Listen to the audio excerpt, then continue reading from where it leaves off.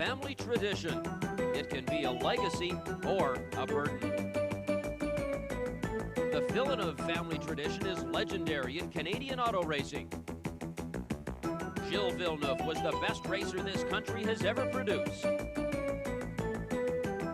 Living in the shadow of the memory of his brother has not always been easy for Jacques Villeneuve. But talent runs in the family. While Gilles was the only Canadian to win on the Formula One circuit, Jacques has Canada's only win in Indy cars.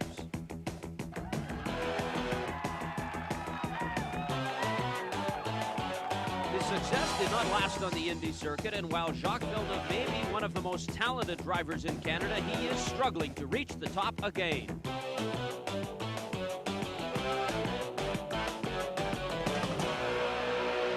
And today he comes home to Trois-Rivieres and to Formula Atlanticracing.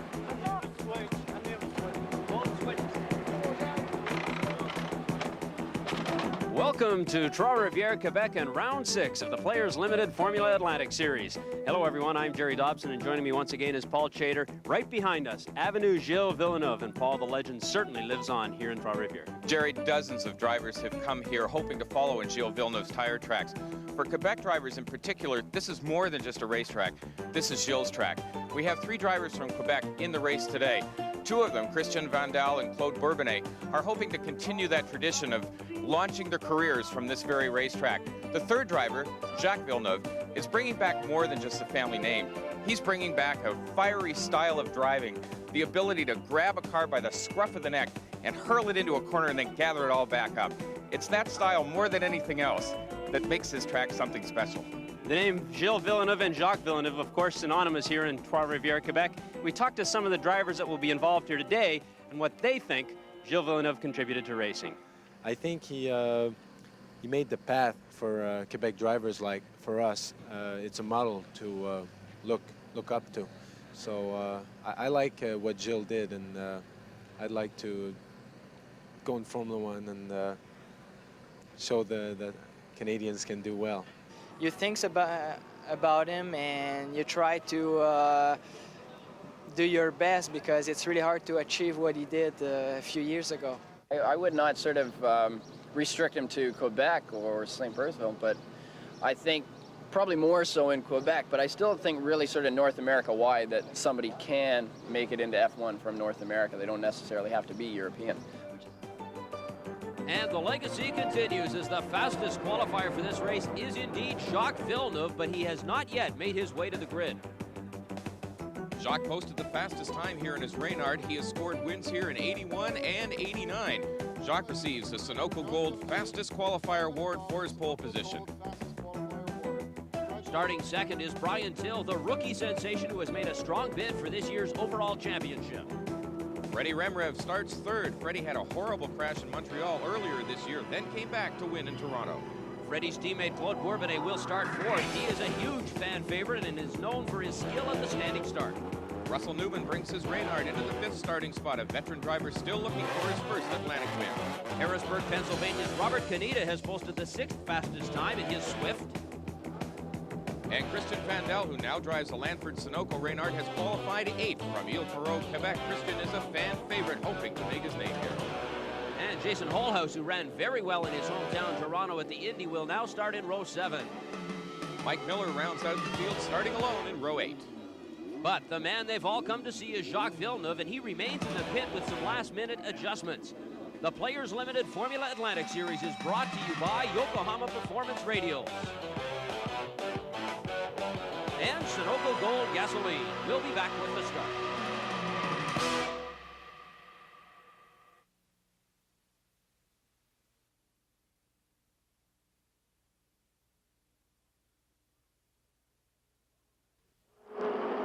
Welcome back to Trois-Rivieres, but we've got a problem here before this race gets underway, and it's the story of the race right here. Jacques Villeneuve, an ignition problem with his car. They've been working on it for about 20 minutes. We just have to wait and see. There is Jacques. He has to be disappointed at this turn of events. He had the fastest car here in qualifying, but now, even if they get it started, he will be relegated to the back of the pack. They have started Villeneuve's car, but with the grid set, he will start from the back. The fans will now be treated to seeing Jacques trying to work his way up through the field. Perhaps another chapter will unfold here in the Villeneuve family legacy. get moved into position. We are just about set for the start. Villeneuve's absence will put Till all alone on the front row. We're just about set to go. There you can see Jacques having to wait it out in the pit. Standing start, the red light is on, waiting for the green light. There they go, the turn. Look at this already. The cars are charging into this first turn. It makes the start very difficult. This is a tight first corner. There goes Villeneuve. He's out of the pit lane and he's in the race. And there they go around the first turn, and somebody has lost a piece of their car already. Looks like the nose cone. That was Reed Servo, I believe. And away they go. An incredible start by Bourbonnais to get out there in front. He caught Till and Rembrandt by surprise right off the bat. Through corner two, look at Bourbonnais. He is already starting to charge. For a Quebec driver like Bourbonnais, winning here at the Trois-Rivieres track is really something special. And with Till and Rembrandt up front, Bourbonnais with great anticipation finds the hole. Watch him go right there.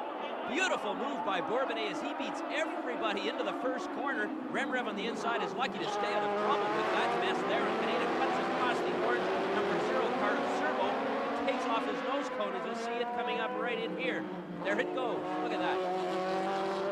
Those things are dangerous. The front parts of the wing are made out of metal and they could easily slice a tire. Back to the race action now as Bourbonnais stretches his lead down the Rue de Cologne as Till and Rembrandt continue to chase him. Here we go through the Paillet corner. Bourbonnais is really running well. The track can be hard on cars, but look at him go there. And in behind, there's the orange car of Wayne Servo. No nose cone. Look at that, completely gone. That's going to destroy any downforce that he once had on the front of the car. It's going to cause the car to steer severely in the corners, and that's dangerous on a track that's lined with cement walls like this.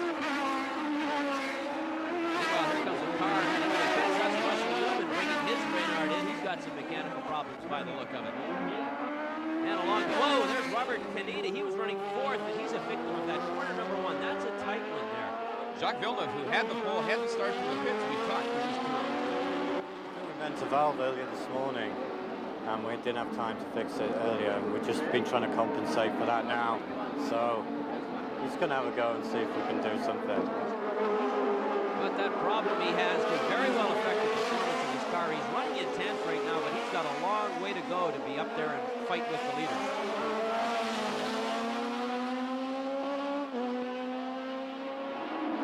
And there is your leader, Claude Bourbonnais, in car number 4, looking real good right now. He led in Montreal earlier in the year, but lost to Cunningham in the last lap, but he's going real well right now.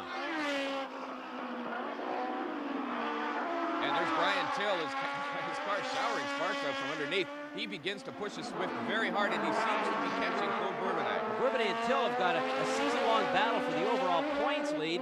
Till didn't finish in Toronto, so Claude got some breathing room, and now Till will have to win here to get those points back. Mark Singer in 9th place is being chased by Jacques Villeneuve. Jacques' car does not seem to have the power of the other cars. Last year, Jacques got into a rented car and won this race. But so far, he hasn't had too much luck in this rented car. It appears that the car is unable to perform as well as it did in practice yesterday. So big problems for Jacques Villeneuve. He started out of the pits. His crew, well, you can tell they don't look too happy about this turn of events at all. Onto the Avenue Gilles Villeneuve. Jacques continues to chase Mark Singer for the 9th position. Jacques trying to get everything out of his car. As a 1980 and 81 series champion, he knows how to drive an Atlantic car, especially on this track. Whoa, they touch though. There's Jacques and Mark Singer touch, and that bends the front wing. It looks like a Villeneuve's car, so he's got more problems. And there's another car in trouble there under the Duplessis arch. That's car number 15, Peter Fossetta. Let's look at that. Now under the replay, he just simply lost him when he put the brakes on. The car slid sideways, and Charlie Mackey Jr., the red car, was lucky to get around it. Now back to Jacques Villeneuve, bent wing and all. He continues to chase Mark Singer. There he is in front of the home crowd. Even though he's 10th, they still love him here every time he goes by. Down the Rue de Cologne, Villeneuve continues to battle with Singer for 8th place. The town of Berthierville, the birthplace of the Villeneuve, is not very far from Trois-Rivieres. So if Jacques has a home track, this is it. Coming down through Villeneuve corner as Jacques continues to try and fight his way around the car number 12. That's Mark Singer, but Singer just won't give him any room. You know, with Villeneuve not running regularly in the series this year and then returning to capture the pole here this year, we asked Jacques whether he thought the other drivers saw him as a spoiler. They probably feel that way, but I mean, if I could remember the days when Gilles Ranier in '76 and Ant and Depailler would come over, and if they would go quicker than Gilles, that would really boost Gilles up and to try to get really quick because they had a goal, something really to beat. I'm not saying they don't have a goal; they got a lot of other guys to beat between themselves. But if they get somebody to come from the outside and starts to go quicker and starts to go good. That would be my case if I was involved at their place. You know, if somebody come from the outside, go quick, and I say, hey, I'm missing something here somewhere. I should try to catch up or do something to get like him or whatever. But Singer still manages to hold off the determined Jacques Villeneuve. You just know that Jacques is giving it everything, but his car, well, it simply doesn't have it, it would appear today. Oh, there he goes. Look at that move. Through to Paillet corner. He looks to the inside and nice smooth pass on Singer to pick up another position. Jacques now up into 8th place. It's amazing considering the bent wing. His car the engine doesn't even sound very healthy. He shouldn't be running this hard at all. An amazing performance by Villeneuve considering that car of his is in serious trouble. Meanwhile, the battle for 4th continues. There's the distinctive orange car of Wayne Serbo in the middle there without the nose cone, and he is being pursued by Christian Van Dal. Now on board with Christian Van Dal in 5th as he chases Wayne Serbo. This track is a temporary venue with those very unforgiving cement barriers. A driver can't be intimidated on this tight track. Servo and Van Dal head into some traffic under the Duplessis arch. That is Peter Pasetta. They lap. He was the car trapped under the arch just a few laps ago. These cars will be heading down the fastest part of the track coming up here. There we go as Van Dal continues to chase Servo. Both drivers in the rookie season with Van Dal starting his first race in a new car. Well, it's some heavy braking there by Servo in front of the number 11 car of Christian Van Dal. The reason Servo has locked up his brakes is he's got no front wing, which means he has no downforce on those front wheels. It makes the front of the car very light. When he jams on the brakes, those wheels have a tendency to lock on him. It's going to be very difficult to drive on this track.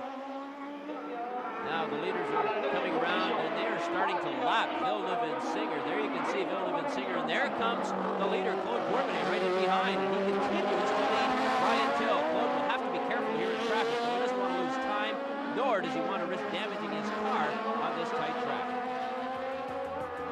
And so a look at the standings after 18 laps. Claude Bourbonnais comfortably in front. Chasing him is Briantill.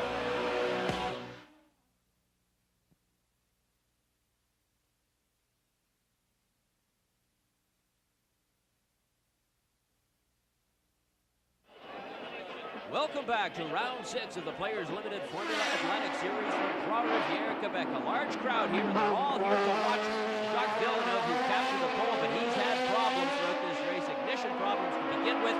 Claude Bourbonnais is comfortably in front. Jacques in the number 90 car is now about to be lapped by the leader. Another of Quebec's driving sensations, Claude Bourbonnais. Claude managed a great start and has led ever since. Behind Claude in the white car number 22 is Briantill. He's Claude's main rival as he will try and get by Jacques Villeneuve here. He is in second spot. Coming onto the front straight, Briantill seems to be gaining a little ground, but as we mentioned earlier, this track here is hard on equipment as Bourbonnais is really close to the edge there. In turn 1, you can see Bourbonnais sawing away on the wheel of the car to try to keep it under control. The track is slippery. Till lost some ground in the points race after an unfinished race in Toronto to Claude Bourbonnais. So the race is really important to both drivers. And there's another car coming into the pits. That is number 6, Charlie Batka Jr., and he's got a problem. It seems likely that his race could very well be over.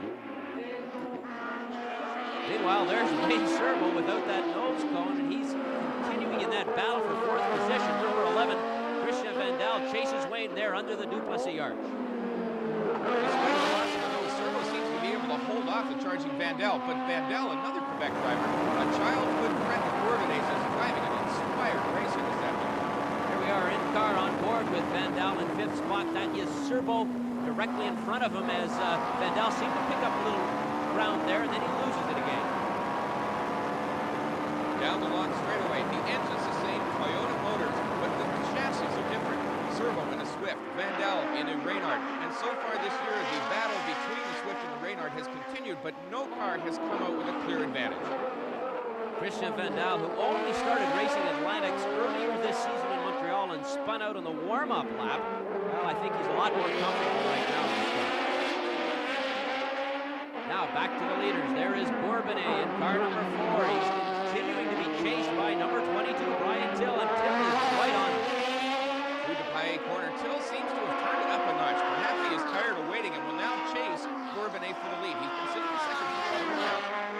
Claude Bourbonnais in car number 4. He's driven a fine race so far. If he can keep this up, this will be his. But Till is doing quite a job in behind him. Lapping number 5, Dennis Ferreira. Bourbonnais has to be careful as he gets to the traffic here. This track is so short that it seems you're continuously battling traffic. On a narrow track, this could be really hazardous. Bourbonnais in the lead, Briantill right behind him. Till seems to be gaining ground. Maybe Bourbonnais slowing down a little bit. Where are they going? Oh, there may be a problem with Bourbonnais. There is definitely a problem. There is smoke coming out of the left rear wheel well. Now, that's not an engine problem. It looks as though it could be a wheel bearing. It is overheated. That's not going to last much longer. Until sitting back there watching all of this, that's why he's not challenging too hard for the lead. He knows he can very well inherit it. Bourbonnais is still in front. Briantill just comfortably in behind him. Claude's team has had great success in making the Renard competitive chassis here. Claude Bourbonnais still in front. Briantill behind him. Okay, there goes Bourbonnais. He's lapping teammate Russell Newman and his number 51 Reynard. Now perhaps Till will back off and continue to wait and see if Claude is indeed having serious problems. There goes Till by Newman as well. You can see the smoke continues to come out the back of Bourbonnais' car. Till playing a waiting game at this point. Meanwhile, in behind, there's that battle for fourth. Serbo in the orange car without the nose cone. Christian Van Dal chasing him. They're coming up on car number 12, Mark Singer. They're about to put him a lap down. He's driving very gentlemanly. He has moved out of the way and allowed the two drivers on the line, but he did squeeze Van Dal a little bit off his line to go down the front straightaway. That's going to give Serbo an advantage when they get into turn 1. Serbo there without the nose cone. He's just a rookie, and he's trying to spread things out a little bit between him and Van Dal, and he's still trying to chase down third place. That's Freddie Rimrev holding down third. There's Remrev there. He's all alone on the track. He is well ahead of Serbo and well behind Bourbonnais and Till. Meanwhile, Jacques Villeneuve, battered car number 90 in 7th place. His car had earlier ignition problems, and that's hampered his performance all day long. And there's the leader, Bourbonnais, having trouble there, braking too hard perhaps. He braked too late and locked up the left front as he continues to lead Till. Sign for him, and maybe good news for Briantill, who's really pushing him once again. Mark Singer, another victim of this tough track, takes a long ride down pit lane. He fought earlier with Villeneuve, but he seems to be out of it now. Talking to Mark Singer there, and as we get back to the leader, there's Bourbonnais. He still seems to be having problems. He's fighting off Till, but there's something wrong with that car. He's definitely having handling problems. Look at now, Till's cut right in behind him, about to make a move. And there he goes. Is he going to take him? Way too hard to the inside of the track. Locked up his brakes and had no place to go but onto the escape road, and he almost buries the car in a sand pile. So bad driving simply by Claude Bourbonnais allows Briantill to take the lead. Bourbonnais just flat overcooked it. Let's have another look at it. There goes Till in the white car on the left-hand side of the screen. Bourbonnais is sensing a pass, so he moves well to the inside of the track, but he's so far off his line, he left the brakes so late when he does get the brakes on. The wheels lock up, he can't steer the car, and he goes straight off the escape road. Okay, Bourbonnais back in it. He's very lucky. He only lost one position there, but now he's got his work cut out for him as he tries to chase down Briantill. Your new leader, car number 22, Briantill, thanks to that bad driving problem there from Bourbonnais, so he is well behind in second spot. He'll be back.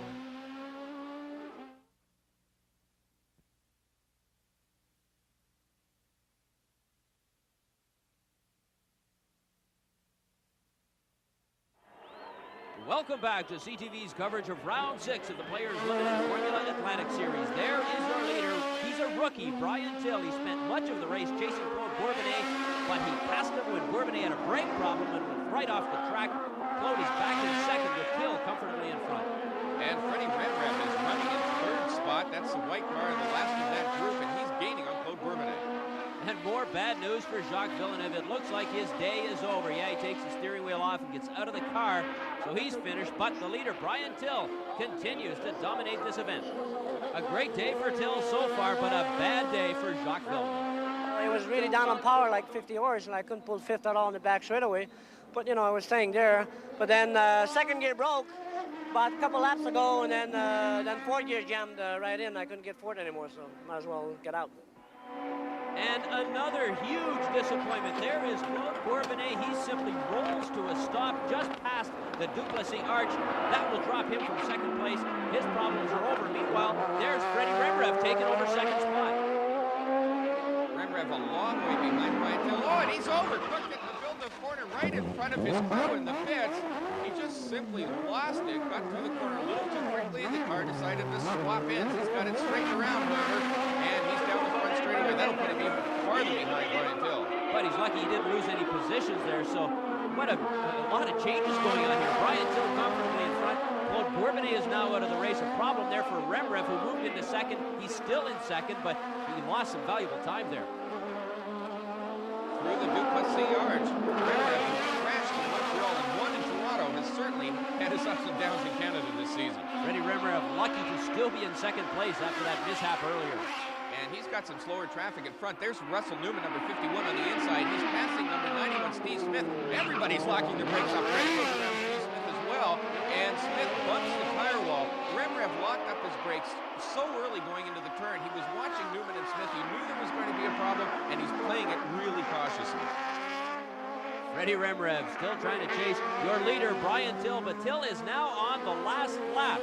He was second fastest, but started on the pole when Jacques Villeneuve had to start from the pits. Till was patient during this race. He chased Bourbonnais all the way through until Bourbonnais finally made a mistake, and Till then took over the lead, and he will win this race here today. Fine performance from Briantill. There's Wayne Servo without his nose cone. He's still holding off Christian Vandal, who's running behind him. Oh, and Servo's missed the corner. He's locked up his wheels on the last lap. He's made a crucial mistake here. He's off on the escape road, and that puts Christian Vandal into third spot. So another guy simply misses a corner, locks his brakes off the track. Vandal moves up into third, but your winner will be Briantill from Hamilton, Ohio. No problem for him here today, as he simply overtook Bourbonnais when Bourbonnais made a terrible mistake right off the track. Briantill then took over the lead. He was chasing Bourbonnais all day long, waited for the moment, and then it came, and Briantill is the winner here this afternoon. A fine race for Briantill as he waited for his moment, and it came. Freddie Remrev finished second, followed by Christian Vandal in third place. As we look at the top 10, Claude Bourbonnais managed to finish in 10th spot. And the Yokomotion Award goes to Canadian Christian Vandal, who started 8th and drove well all day to finish in third on the podium. The Quebec native gave the fans a lot to cheer about here this afternoon. And the man with the checkered flag is Briantill, who took over from Bourbonnais when he went off the track. Till wins here today. Good job, pal. Good job. Big time. Great, good job. Claude Bourbonnais terribly frustrated about what happened to him, but let's give credit to Briantill, who drove a fine race here this afternoon. Claude got his great start like he usually did, and I mean, it's a shame that Jacques wasn't there. It was fun to race with a Villeneuve. But Claude got a great start, and I just decided that we were leaving Freddie pretty well, and that I would just run with him for a while and not really look for an opening. And I don't know if he had problems with the motor or the wheel bearings or what. He took the left side of the road at the end of the straightaway to take the line away, and I went to the right, but locked up all four wheels and went straight off the end. And from that point on, it was pretty much smooth sailing. I kept coming by and seeing the board and a bigger and bigger gap, and I didn't know what was going on behind me, but I just tried to settle into a pace and not let my mind wander too much, and stick to the business at hand and bring it home. And bring it home he did. The fans enjoying a great race here today with Till the winner, Remrev in second, and Christian Vandal, who had the crowd on his side, finished third. The Players Limited Formula Atlantic Series is brought to you in part by Sunoco Gold and by Yokohama Performance Radio.